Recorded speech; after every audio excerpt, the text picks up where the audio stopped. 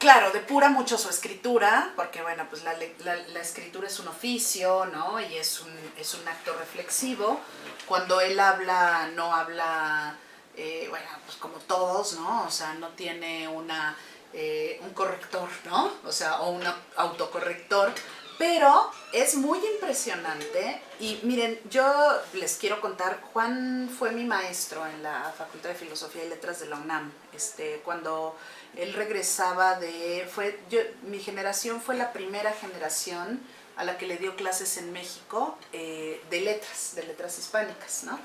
Entonces él acababa de regresar de una estancia que tuvo de varios años como agregado cultural en Berlín, en la Embajada de México en Alemania. Y bueno, y entonces tenía, pues digamos, pues ya esta disposición y esta capacidad de moverse en espacios donde tenía que pues de pronto dar discursos, ¿no? Porque fue agregado cultural, o sea, también me parece que la vida, ¿no? O sea, un poco nuestra profesión se desarrolla en distintos ámbitos, pero la vida lo llevó a esto, ¿no? O sea, después pues tuvo el programa de radio también, El lado oscuro de la luna, bueno, antes, perdón, y en los 90 fue profesor universitario en la UNAM. Y cuando era profesor universitario, yo lo vi, ¿no? Porque, o sea, digamos, es un hombre, un escritor que ha estado muy relacionado con los espacios académicos, ¿no? O sea, él dicta cátedra y también da conferencias, ¿no? Entonces, cuando yo como alumna lo veía con una libretita, ¿no? Pues un poco como los profesores empezamos, ¿no? Siempre cuando somos jóvenes. Juan Villoro tendría unos 33 años, yo creo, cuando me dio clases a mí. Más o menos, yo creo que 1992, por ahí. Entonces, usaba una libreta, un cuaderno escribe, ¿no? El clásico cuaderno escribe, y nos daba un curso sobre Borges sobre Cortázar e Italo Calvino, ¿no? O sea, un curso de literatura comparada, ¿no? Y entonces empezaba a hablar, ¿no? Se traía el cuaderno lleno de anotaciones que no usaba.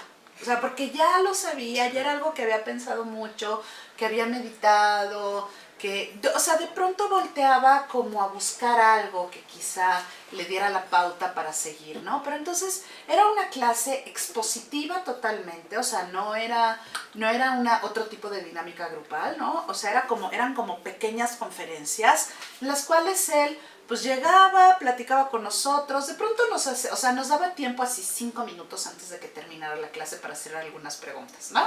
Pero 5 minutos, porque él hablaba toda la clase, ¿no? O sea, llenaba todo el espacio de la clase que era como un encantador de serpientes, porque en realidad nos fascinaba, o sea, nos ponía un poco como a bailar en clase, bueno, a bailar mentalmente, ¿no? O sea, que nos girara la canica, ¿no? Porque sí era apabullante, ¿no? Esa clase, o sea, esa forma expositiva que, bueno, pues digamos a los estudiantes universitarios nos gusta mucho en conferencias, pero en clase también es muy impresionante, ¿no? O sea, alguien que tiene la capacidad de hablar 2 horas sobre un aspecto de la obra de un autor, ¿no? Porque en realidad, pues como era un curso, pues con un tema definido, o sea, eran Cortázar y Calvino, y pues digamos como ese diálogo que había entre esos dos autores, y pues cada clase era un aspecto durante un semestre, ¿no? Un aspecto de esa relación sobre el que hablaba 2 horas, ¿no? Y no paraba nunca, no se detenía nunca, pensaba mientras iba hablando, iba pensando, iba elaborando. Entonces, en ese sentido, es una retórica que se aleja de lo académico en un aspecto, porque lo académico pues es, digamos, la retórica que utilizamos los académicos es distinta. Nosotros damos clase, pero damos espacio también pues para trabajar con el alumno, etcétera, ¿no? Era más bien como conferencias magistrales, ¿no? Que es lo que él hace, ¿no? Lo que él da. Y pues eran fantásticas, o sea, tenía un grupo, o sea, las aulas pequeñitas de la Facultad de Filosofía y Letras abarrotadas, ¿no? O sea, gente que estaba en la puerta escuchándolo, ¿no? O sea, y por escucharlo a él, ¿no? Entonces tiene un poco como ese mantra, ¿no? O sea, como esa capacidad de atraer, ¿no? Al público, ¿no? O sea, a los que lo van a escuchar, porque está explicando la literatura un poco como si estuviéramos leyendo un ensayo, ¿no? O sea, en ese sentido, pues habla como escribe.